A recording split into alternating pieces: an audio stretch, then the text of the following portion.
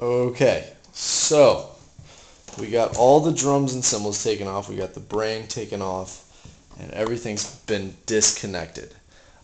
You'll see blue tape on everything now. So I went ahead and labeled everything basically like body parts, but from this angle. So we'll pretend that this is the chest, and it's labeled as chest even though it's upside down. So then this piece right here, you see it's connecting the chest. This is going to be called the left shoulder piece, all right? And you'll find like all these things are basically interchangeable. This piece is exactly the same as this, that piece and that piece. They're identical. But just to keep things organized, and because I'm my father's son, I labeled everything as such, so then when it comes in multiple pieces, it'll be ready for you guys to put back together in hopefully a pretty easy to understand way. So this is your chest. Chest leads over to the left shoulder piece. Just below the left shoulder piece is the left elbow piece, and then the left elbow piece connects to the left arm. And this whole section right here, this long pole, this is going to be called the left leg, if you can see that.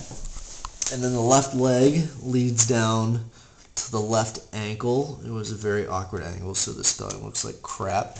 And then the left ankle leads to this left foot pole right here.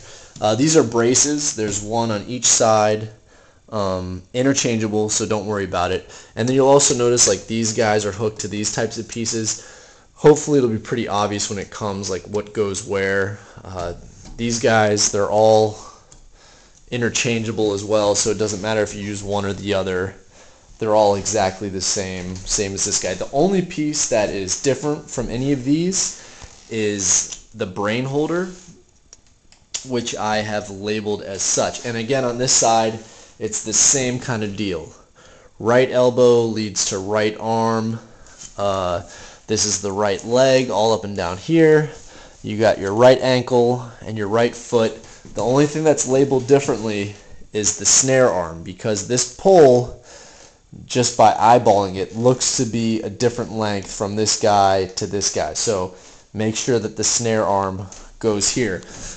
And you can see the order of this. It's right shoulder, right elbow, and this is, I didn't label this. I'll be sure to label this after I end this video as the snare holder elbow or whatever the hell, or I'll just leave it blank, and you know the blank. I'm going to leave it blank.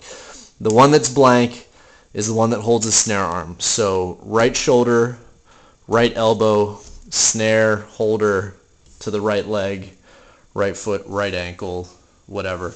You'll notice that also with the bass drum, the thing that connects to the kick pedal, this is the bass drum tab.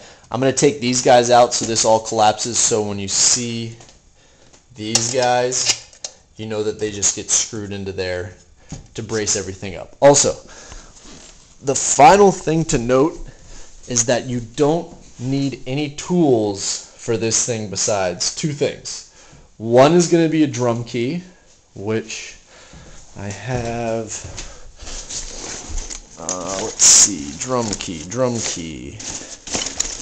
Oh, I got one somewhere around here. Oh wait, I know where it is. The drum key is actually going to be attached to the bass drum pedal. This is a drum key. Understand it, because every drummer needs one, and it basically does everything for normal drum sets, electronic drum sets. As you can see, this is where the drum key would fit.